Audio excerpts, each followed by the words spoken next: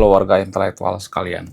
Salah satu wanita paling berpengaruh di dunia itu adalah seorang wanita yang berasal dari Israel atau keturunan Yahudi bernama Hedi Lamar. Wow, luar biasa. Gila, gila, gila, gila. Nah, yang jadi pertanyaan, kenapa banyak orang Yahudi sangat berpengaruh di dunia ini? Kenapa? Apa alasannya? Apakah ini benar karena faktor daripada diberkati oleh Tuhan? Apakah ini dipengaruhi oleh evolusi otak? Apakah ini dipengaruhi oleh kebiasaan? Apakah ini dipengaruhi oleh tradisi? Kemudian ternyata penemuan daripada Hedi Lamar ini tidak sengaja, guys. Ya, dia tuh sebenarnya seorang artis ya. Bayangkan ada seorang artis yang sangat cakep, yang sangat luar biasa. Tiba-tiba dia menemukan penemuan yang sangat luar biasa, yaitu WiFi. Lah, kok bisa dia menemukan WiFi? Apa alasannya? Jadi penemuan ini sebenarnya tidak sengaja, guys. Ya, berdasarkan ketidaksengajaan. Sehingga orang-orang menganggap bahwa penemuan ini adalah penemuan paling kontroversi di dunia. Ini penemuan yang sangat-sangat misterius sekali ya. Kemudian, bagaimana kronologinya? Kenapa orang-orang Yahudi itu banyak yang jenius? Ya? Kenapa wanita seperti Hedi ini tidak ada di Konoha? Di video ini saya akan bongkar sampai ke akar-akarnya, saya tidak akan berpihak pada siapapun ya. Langsung saja kita ke pembahasannya. Mari kita kenyot.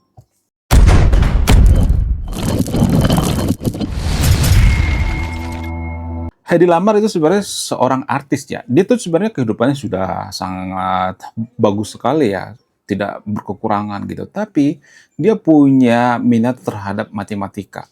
Jadi sebenarnya Hedi Lamar ini ya tidak sengaja menemukan sebuah penemuan yang sangat fantastis dan yang paling disukai oleh warga Konoha sekarang ini, yaitu WiFi tetangga. Jadi penemuan WiFi tetangga ini sebenarnya tidak sengaja. Karena apa? Karena terjadi Perang Dunia Kedua. Dalam Perang Dunia Kedua itu kan ada banyak masalah ya.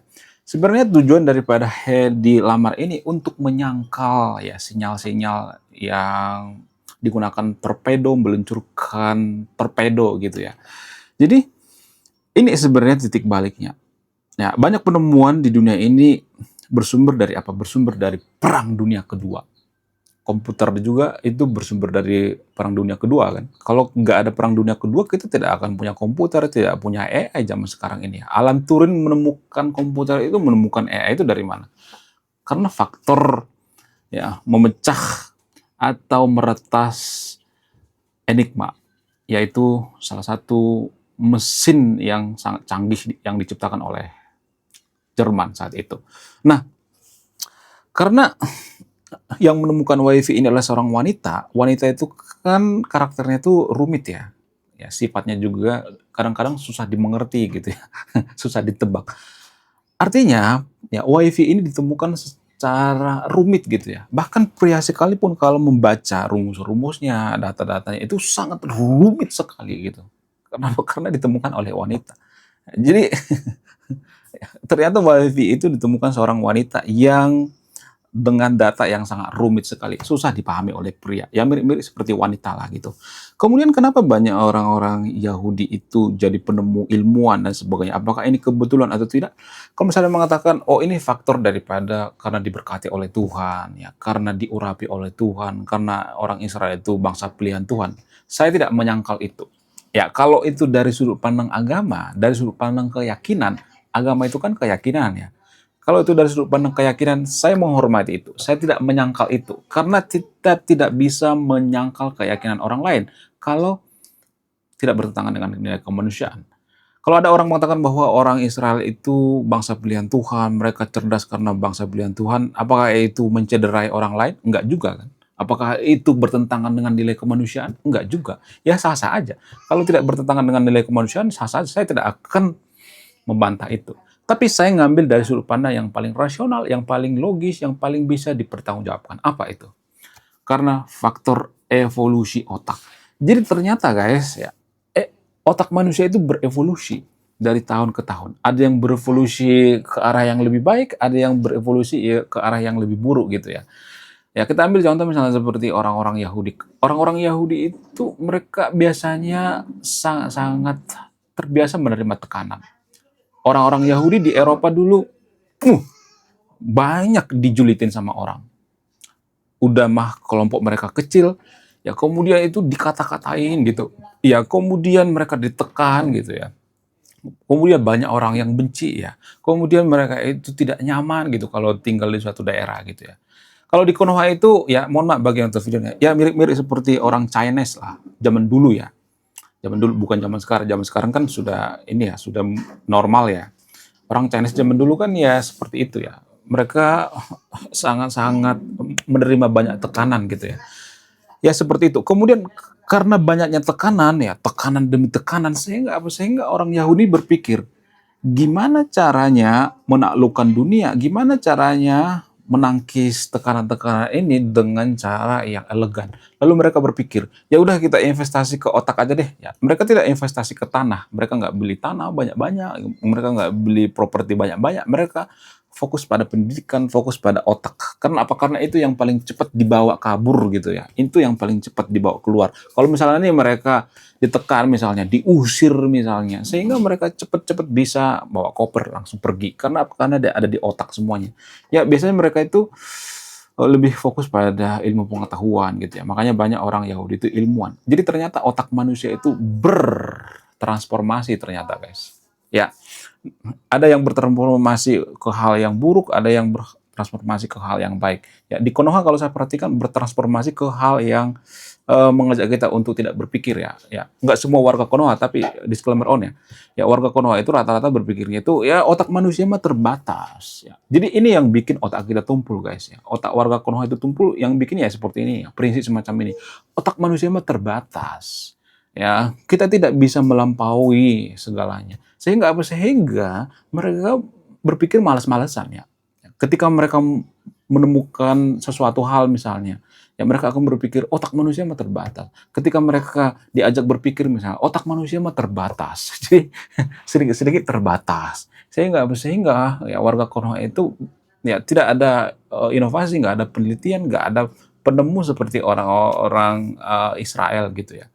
Karena apa? Karena perbedaan daripada prinsip ideologi. Ideologi itu kan sangat mengakar ya. Ya, itu jauh di relung hati umat manusia. Jadi kalau kita punya prinsip, ya sebelum mentok, kita bisa kok berpikir rasional, berpikir kritis ya. Nggak seperti warga Konoha, otak manusia mah terbatas gitu ya. Ketika buntu, otak manusia mah terbatas. Orang Yahudi nggak seperti itu, walaupun mereka beragama, ya, mereka tidak terlalu rajin berdoa kok. Ya mohon maaf bagi teman-teman Kristen ya. Itu menurut data dari Pew Research Center. Mayoritas warga Yahudi itu tidak rajin berdoa. Jadi kalau mau bantah pakai data ya, data yang ilmiah. Mohon maaf bagi teman Kristen ya. Saya yakin yang nonton video ini orang-orang Kristen yang sangat baik, yang murah hati. Artinya gini, bagi teman-teman Kristen, jangan cuma menerima enak-enaknya aja gitu ya. Kalau saya mengatakan bangsa pilihan Tuhan itu adalah orang Yahudi, ya harus bisa menerima bahwa orang Yahudi itu yang nggak rajin berdoa. Itu fakta gitu, berdasarkan Pew Research Center. Ya kalau saya ngomong seperti itu pasti banyak orang yang shock gitu ya. Hah, gitu ya, ternyata orang Yahudi nggak rajin berdoa. Mereka nggak rajin berdoa. Mereka membawa ibadah mereka atau doa mereka itu adalah penelitian, ilmu pengetahuan. Artinya gini, bukan karena orang Yahudi itu desain tidak rajin berdoa, tapi berdasarkan keadaan. Karena dulu orang-orang Yahudi itu kan di Eropa ya, mereka ditekan ya. Mereka nggak ada waktu untuk berdoa gitu, seperti di Konoha ya. Konoha itu kan santai gitu. Mereka nggak punya waktu untuk santai. Mereka harus belajar gimana menemukan teknologi sehingga apa? Sehingga ketika mereka diusir, ya mereka cepat-cepat bisa pergi ngangkat koper gitu. Ya itu berdasarkan daripada teori antropologi ya. Jadi kalau mau bantah pakai data yang ilmiah ya. Kemudian selain itu, kenapa orang Yahudi itu cerdas itu karena dipengaruhi oleh tradisi mereka, tradisi ya ketidakbiasaan mereka. Apa itu? Kita ambil contoh misalnya seperti yang pertama itu, mereka itu punya tradisi kalau misalnya ada ibu hamil, mereka itu diperhatikan betul gitu ya, dikasih gizi ya, kemudian diajak ngobrol, diajak konsultasi ya. Biasanya kalau ada wanita Yahudi yang hamil itu mereka dikasih minyak ikan. Ini berdasarkan data guys ya. Dikasih minyak ikan tujuannya apa? Tujuannya untuk supaya anak-anak yang ada di janin mereka itu ya, yang ada di tubuh wanita tersebut ya supaya apa? Supaya cerdas gitu ya. Asupan gizinya jangan terhenti gitu ya, supaya tidak stunting gitu ya, supaya tidak gizi buruk gitu ya, supaya jangan AQ78 gitu ya. Sehingga dikasih minyak ikan ya, kemudian dikasih makan yang bergizi, dikasih susu, semuanya dikasih gitu ya untuk apa? Untuk perbaikan gizi. Tidak hanya itu ya, mereka juga dilatih untuk mengerjakan soal matematika, kemudian main piano, main musik untuk merangsang otak ya yang ada di kandungan si wanita tersebut. Ya mereka diajak ngobrol ya dan sebagainya. Pokoknya ada semacam ritual-ritual tradisi orang Yahudi. Dari mana mereka mendapatkan ritual-ritual ini? Dari ilmu pengetahuan karena mereka itu masyarakat yang rajin membaca gitu ya. Oh ternyata ya untuk memperbaiki keturunan itu oh ternyata ya kalau kita punya anak itu oh, ya harus seperti ini ya, harus dikasih gizi dan lain sebagainya. Nah, itu ilmu yang sangat berharga sekali tapi jarang kita perhatikan. Nah, kemudian setelah itu ya ada lagi yang paling unik gitu ya. Jadi orang-orang Yahudi itu ternyata ketika mereka masih kecil itu anak-anak itu diajari memanah. Ya, diajari memanah tujuannya apa? Tujuannya untuk bertahan hidup atau tidak? Enggak.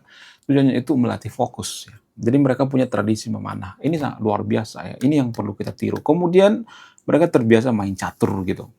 Ya walaupun mereka tidak terlalu serius ya dalam catur, tapi itu melatih pikiran gitu ya. Waktu kecil saya dilatih sama paman saya bermain catur. Karena apa? Karena paman saya juga memahami gitu ya. Saya nggak tahu ini dapat dari mana, kitab suci atau tidak gitu. Paman saya nyuruh saya untuk bermain catur ya. Makanya sampai sekarang saya tuh hobi bermain catur. Walaupun nggak jago-jago amat ya. Walaupun pernah juara ya, juara tingkat kabupaten ya. Tapi ya bolehlah ya, sekedar hobi ya. Untuk merangsang otak gitu ya. Supaya tidak pikun gitu ya. Bagus ya kalau kita bermain catur, itu merangsang otak supaya IQ kita tinggi ya. Bahkan Ferry Irwandi juga mengatakan hal yang sama ya. Ferry Irwandi itu seorang uh, influencer yang sangat berpengaruh di Konoha, bahkan dia masuk bursa wakil presiden. Ya, Ferry Irwandi itu mengatakan bahwa kalau kita bermain catur itu IQ kita bisa naik gitu ya. Ya, kemudian orang Yahudi itu adalah bangsa pembaca. Mereka sangat-sangat rajin membaca. Ya, nggak seperti di Konoha ya. Di Konoha sebenarnya banyak warga Konoha yang rajin membaca, tapi yang mereka baca itu kitab suci. Orang Yahudi membaca itu bukan cuma kitab suci, tapi mereka membaca ilmu pengetahuan, ya, membaca ilmu yang bermanfaat gitu ya. Seperti ilmu-ilmu yang rasional, ilmu yang ilmiah gitu ya, buku-buku ilmiah. Oh, mereka hantam semua ya. Mereka serap semua. Aduh, gila-gilaan. Kemudian kenapa mereka itu punya tradisi membaca? Apa alasannya? Ya karena awalnya dibiasakan. Makanya saya sering mengatakan sebenarnya yang perlu di Konoha itu bukan anak kecil, bukan anak sekolah, bukan. Orang tua. Orang tua lah yang penting dididik gitu. Artinya gini, walaupun kita ribuan kali ganti presiden ya, kemudian ribuan kali reformasi, tidak akan berpengaruh pada kemajuan bangsa kita kalau orang tua kita masih belum bisa berubah atau tidak berpikir rasional. Orang tua lah sebenarnya yang merubah budaya, yang bisa merubah budaya itu orang tua. Orang tua lah yang bisa em, mengarahkan anak-anaknya. Artinya gini, kalau orang tua kita itu malas membaca, gimana kita mau nyuruh anaknya rajin membaca, ya kan? Logika aja, ya kan? Saya cuma mau nanya sama untuk videonya, gimana caranya? How? Nggak mungkin, itu sangat-sangat mustahil sekali ya. Karena anak melihat orang tua rajin membaca, lalu anak ngikutin biasanya. Ya itu tradisi guys. Orang-orang Yahudi sudah mempraktekkan ini. Karena ya orang-orang Yahudi itu rajin membaca, ya anak-anaknya juga ngikut gitu ya. Jadi ini semacam doktrin tanpa kita sadari. Kemudian kalau orang tua itu suka bohong ya, tidak jujur dan sebagainya, anak-anak juga akan mengikuti. Jadi ini semacam tradisi guys. Ya. Jadi yang perlu diperbaiki di Konoha itu adalah orang tua, yang perlu dikasih pendidikan itu adalah orang tua, bukan anak-anaknya. Jadi jangan terbalik ya. Menurut kalian nggak? Coba tulis di komentar ya. Belum kita lanjut. Jadi guys, kemarin ada yang nanya, lu apa sih kontribusinya bagi negara ini? Kontribusi saya ini guys ya, nulis buku, judulnya Budi Tanpa Pekerti. Ini temanya bahas tentang agama. Kemudian sama luka, kisah dalam buku ini ada seorang kiai bingung memilih antara menyelamatkan hutan atau menyelamatkan 1000 anak yatim. Link pembeliannya ada di pin komentar video ini. Jadi endingnya apa ya? Saya penasaran ini. Saya jadi penasaran ini isinya apa. Beli juga beli. Link pembeliannya ada di pin komentar video ini. Oke guys, sekian video ini. Terima kasih sudah memahami. Saya kaum intelektual, Sam Rasional.